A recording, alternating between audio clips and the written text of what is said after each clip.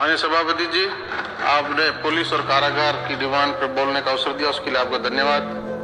Police का नौजवान खाकी वर्दी में 12 से 18 घंटे की ड्यूटी करता है, ना कोई रविवार ना कोई छुट्टी।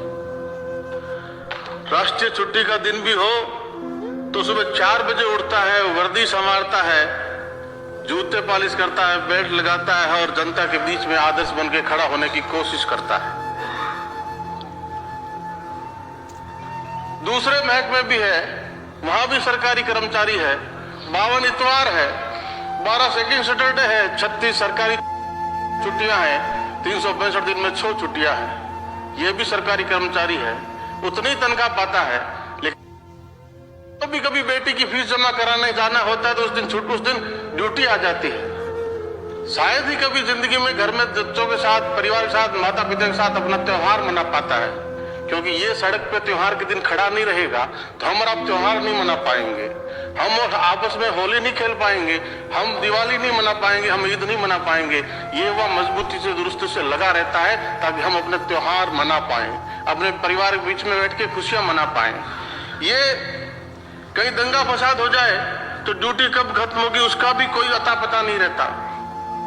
ये पुलिस लाइन का कर्मचारी पुलिस लाइन में रहता है, पुलिस लाइन में लाइन सब जुड़ गया तो वहां हर तरह की लाइन ही नहीं लगती है। सुबह 4 बजे उठता है तो शौचालय की लाइन में लगो, वहां से निवृत्त होता तो नहाने के लिए लाइन में लगो, वहां से फ्री हुआ तो भाग के मेस में खाने की लाइन में लगो, और 8 बजे ड्यूटी पॉइंट पर नहीं पहुंचो तो अधिकारी गैर हाजिरी डाल देता है, वहां उसकी सुनवाई नहीं होती।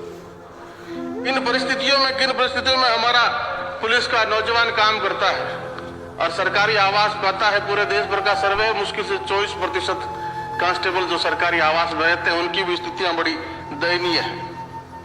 दिन भर मुस्तैदी से खड़ा रहता है, रात को 9-10 बजे तक ड्यूटी पॉइंट पे रहता है और जनता के उलाने सुनता है, अधिकारियों की डांट डपट सुनता है, और कुछ हम जैसे लोग तो धमका जाते हैं वर्दी उतरा दूंगा।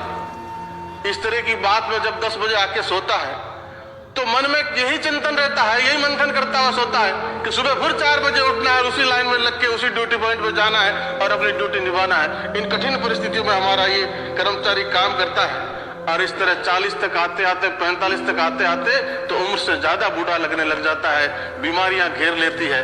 इन परिस्थितियों में भी जब खाकी वर्दी में ये सिपाही, खाकी वर्दी का जो एक खाकी रंग है, बड़ा सोच समझ के तय किया होगा कि ये मिट्टी से मिलता हुआ रंग है। वो अपने कर्तव्य परायणता के लिए उसको अगर मिट्टी में मिलना होता तो तैयार है, शहीद रतनलाल की तरह जो दिल्ली में अपनी ड्यूटी करते हुए शहीद हो गया। और अगर अपराधियों को भी मिट्टी में मिलाना होता उसके लिए भी मुस्तैदी से खड़ा रहता है। ये मेरे 86% कांस्टेबलों की जो पुलिस नौकरी का 86% हिस्सा है, उसकी कहानी है सभापति महोदय। और उसके साथ में नकारात्मक पहलू की बात कर रहे हैं तो ये उनके साथ न्याय नहीं होगा, सकारात्मक पहलू का भी हमें जिक्र करना होगा।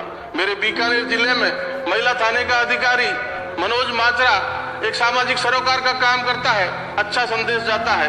वैसा ही काम जयपुर में करदनी थानाधिकारी रामकिशन करता है, एक सामाजिक संदेश जाता है। तो सकारात्मक कामों की भी हमें तारीफ करनी होगी, पहचान करनी होगी।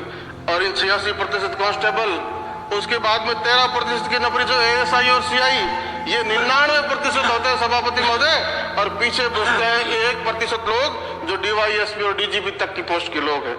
इन लोगों को तो अपनी RPS एसोसिएशन में अपनी बात कहने का हक है, IPS एसोसिएशन में अपनी बात कहने का हक है, लेकिन उन 99% लोगों को कहीं बात कहने का अधिकार नहीं। सरकार से सीधा तारतम्य उसका किसी भी स्तर पर नहीं है। थानों की स्थितियां देखिए, किन मानसिक संताप में, तनाव में काम करता है। आपकी नौकरी 30 साल पहले की नौकरी से काम चला रहे हैं। 50% अनुसंधान अधिकारियों के पद पूरे प्रदेश के, जयपुर में खाली पड़े तो प्रदेश की स्थिति का आकलन कर सकते सभापति महोदय।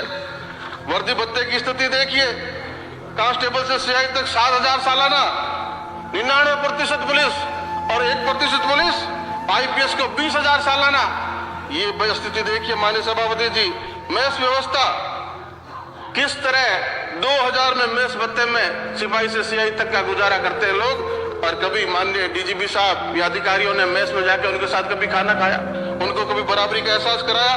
लांगरी 6300 रुपए में अपनी नौकरी करता है और सुबह से शाम तक 100 लोगों का खाना बनाता है। हम घर में 2 लोगों का खाना बनाने भी योग्य रह गए तो 12-15 हजार से कम नहीं रहता मान्य महोदय। स्वीपर 600 रुपए में, और मुलजिम को ये मिलाते हैं तो 15 रुपए का प्रावधान है।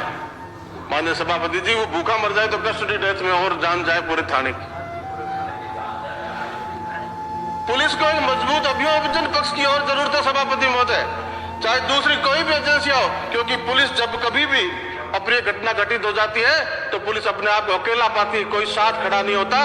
दूसरे जो भी डॉक्टर के साथ भी स्पेशल प्रोटेक्शन एक्ट है, सीबीआई, एनआई, अदर एजेंसियों का अपने अभियोजन पक्ष है।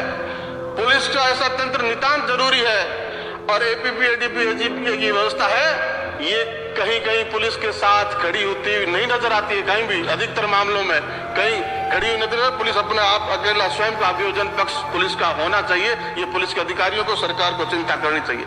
कस्टोडियल डेथ के लिए सदन ने चिंता की, बाड़मेर की आने वाले वरिष्ठ सदस्य ने जिसका जिक्र किया, पूरा सदन चिंतित हुआ, आसन से व्यवस्था हुई, सरकार इसमें वक्तव्य दे कि कस्टोडियल डेथ पे कुछ निर्णय होना चाहिए। निश्चित तौर पर अगर ह्यूमिलिएशन से और फिजिकल असॉल्ट से मौत होती है कस्टडी में तो होना चाहिए माननीय सभापति जी, लेकिन दूसरा पहलू भी हमें देखना होगा। 2017 का एक सर्वे देश भर का उठा के देखिए, 100 कस्टोडियल डेथ हुई, जिसमें से 95 कस्टोडियल डेथ दूसरे कारणों से, हार्ट अटैक से और दूसरे कारणों से हुई। 5 मात्र कस्टोडियल डेथ जो फिजिकल असॉल्ट से हुई, उनमें जरूर अपराध बनता है, लेकिन पूरे थाने को हम कटघरे में खड़ा कर देते हैं और पूरे थाने में कितने बरसों बरस अधिकारी कर्मचारी उस बात को लिए घूमता रहता है, परिवार संताप में रहता है। इस बात को भी हमें देखना होगा। पुलिस को प्रयोगशाला बनाने से पहले मैं अधिकारियों से आग्रह करूंगा कि नीचे तक सर्वे कराइए और आप नित्य नए जो आदेश भरवा देते हैं उनसे नीचे व्यवस्थाएं कितनी बिगड़ जाती है उनका भी अंदाजा लगे। ठीक है, आपने सीसीटीएनएस की व्यवस्था की, सब कुछ रोज एफआईआर गुमशुदगी सब ऑनलाइन हो गया, लेकिन हमारे पास वो तकरीबन